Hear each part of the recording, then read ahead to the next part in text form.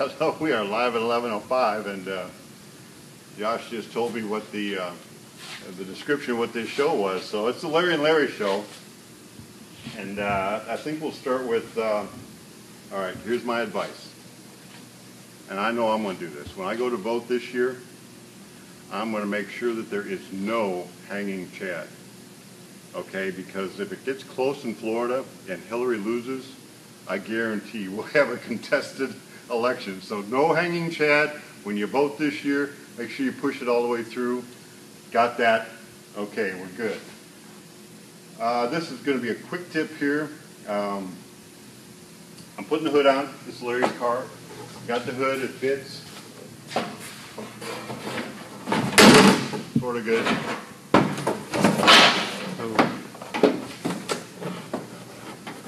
I've done this about 5 times so far and haven't had this problem, but there we go. Alright, so the hood's on. I like my line. I like this. Don't have this bolted on yet, but it's okay. Overall, I'm good. Now, the way I'm going to attach this hood, you can see on the bottom it's just kind of open. I've cut me a cardboard pattern. And this cardboard pattern is going to bolt up to here. I'll take and drill a hole and put a set, an insert here. And you can get an insert, it's out of the furniture world. They screw in, it's a threaded insert. So I'll have a button, a nice Allen head button here, and I'll have one over here. And on this side, once I get my grill shell done, I'm going to go ahead and weld a tab with a nut. So I'll weld a tab with a nut in here, a tab with a nut in here, so I have a place to, I'll create one of these also for here. And then when I put my hood on, it's going to sit right in up to those tabs. Now if you look in the back here, when I make my, this will be made out of fiberglass, and the slick side will be going up against here, and I'll put some felt on it. And what it's going to do, it's going to hold the hood up off of this lip. It's going to hold the hood from, you can see how much I can flex it. I'll get this bedded into here, exactly where it goes. I'll do it while this is bolted on the car. I'll tape all this off. I'll put some good bonding material, glue the hood to this, glue the hood to the front. When it's dry, I'll take it off. And this will be fiberglass. I'll have a lip like this on the front, a lip on the back, a lip like this in the front. I'll glass it solid on the back side here. And then when I'm done, all I have to do is set the hood on. I'll have an Allen bolt here I can reach under to get it, an Allen bolt here I can reach under to get it. It's going to secure your radiator grill shell. It's going to secure the hood. It's going to make sure that your hood line is good because it'll bolt exactly where it goes. With a little felt on the back side of this, no scratching. You can take your hood off, run the car without a hood, and all you'll see is a little couple holes here with threads in it, which won't be bad. You could actually put your button head screw back in it and it would look even, nobody would notice that. So I'm going to be putting this together in the next couple days. Then this thing is ready to come apart and we'll start painting it probably next week. So moving ahead on this, I'll definitely show you the rest of the hood when we get that done. Now, Larry. This is Larry, and here's what I was thinking. I told Josh this morning. And sometimes I feel like one of those chess guys that plays against 20 people at once. We're all going to win here. This isn't about winning, but this is about thinking 3 and 4 and 5 moves ahead. Well, in the course of my day, I'll walk by one, I'll walk by one, I'll walk by another, and somebody will have been working on this for maybe an hour, and I'll come by and I'll have 5 minutes to think about the next 3 moves on it. So we've been thinking about the next 3 moves, the next 5 moves, the next 10 moves. We're starting to get the rake we like. If you can see it from the side here, this is for Larry to finish making some decisions on. I really want to move it up 1 more inch. It's got a decent rake. We'll put the body on and check it. We were having an issue with the radiator. If we had the cross member at the top where they're normally welded, the radiator would sit way too high. We put it to the bottom, and that's getting close to where the cowl will be, but it's still off a little bit. But it does give us the room. Larry Larry really wanted it underneath, and it's a good idea. So we started with the back. We've got the clearance in the back. With these tires on, we've taken the rear cross member off, or at least temporarily, to get this lined up. But the cross member will go on here.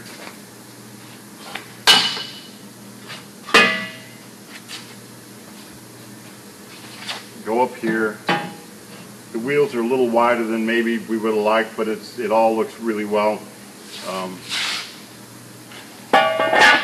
So with this ride height here, we have the clearance we need because the wheel's tucked under the car. This is pretty much, I can pivot on this point right here. If I move the front up a little bit more, it'll move this down a little bit. And I've got to move the front up a little bit more. So here's where we're at, Larry. We got the room there. I think it's going to be nice. We can blend this down around that. I believe you are wanting a horn, so if we put a horn on it, we come out maybe that far, however far you want to be with the horn, but if we come out about that far, we'll cut it and weld the horn on top of that. I think I can come down. I've got a little bit of space here, and I can come about half a spring out, so I can raise the spring. I'll weld the tab up in here and drill through it so we still got the centering, the locating hole. So I can get another maybe ½ inch by lowering the spring. I'd really like to get another 3/4 of an inch by raising the frame against this. And we'll just put a plate, round it around, put it here, and I think that's going to give us the ride height we're going to want. We welded the cross member in here because we're moving some things out. This will come out, of course. We're probably going to need to get a different radiator. I mean, the radiator may be a little bit high to fit the where the cowl goes. I don't know for sure. We're gonna move it around, but we've got a real nice axle here. Just got it covered to make sure we don't scratch it or anything. But we've put some blocks under the axle. This is the point that the wheel. I mean, here it is, and the spindle is going to be centered in the wheel. I will have some travel, probably with the motor in there, the right motor, the foam block, maybe an inch, something like that. We'll have to compensate for that, up to 1.5 inches. I think it's more like an inch. I'm starting to like it. We had a cross member here. Larry had some questions. I don't know. Are you there, Larry? Yeah, he's here. Hey, Larry.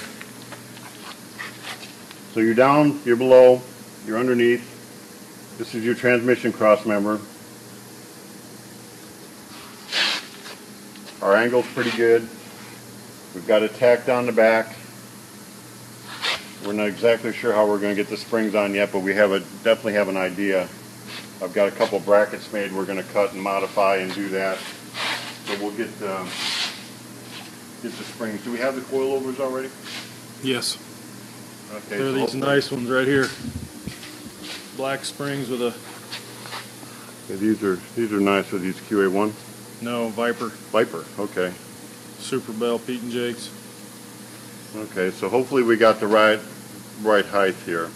You can get different lengths on your stroke and your overall length, and the spring rate. What is the spring rate here? 150, 175, or? I think it's 175, I believe. 175. So we'll be good there. We're going to have shocks on the front. I mean, but these kind of things are one of the last things you need to think about. Got to be a mount. Shock bracket and headlight mount that he wants to use. Okay. We got to modify the top a little bit, but so we got parts, we got pieces. I mean, this will make the rack a little bit easier if we go like that. Do we have a big smile from Larry? What are you thinking? He says I'm smiling. Okay, if you're smiling, I'm smiling. I gotta go make my next move here right after lunch in a couple. I get to play a couple games by myself. I'm building a couple things, but generally I'm just walking around and giving my input, trying not to frustrate everybody while I do it. But Sean's doing a real good job. we're not at a stopping point, but I believe he's taking off tomorrow. So by next week, we should have this thing pretty close with a body sitting on it. We'll make sure the ride height is good.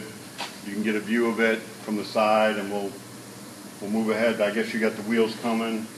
Yeah, it should be here today. I'm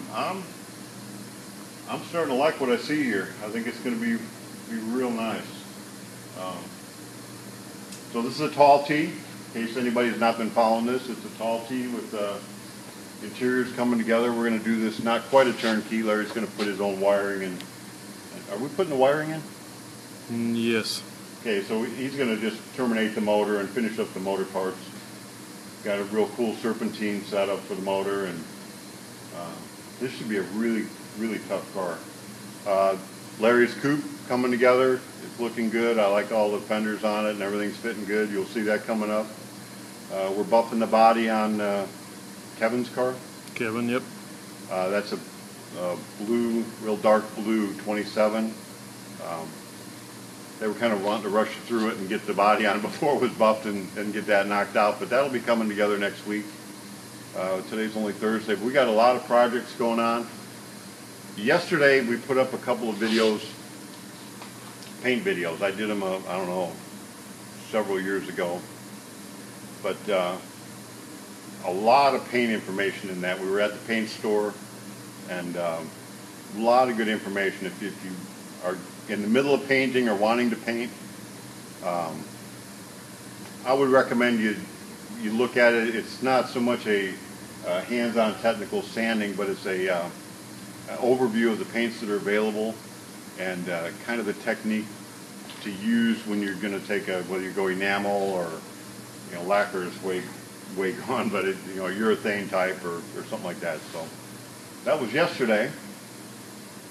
Remember that hanging Chad. We don't want none of that, because this is going to be an exciting couple, 2 or 3 weeks coming up as we find out more and more about whatever we're going to find out about.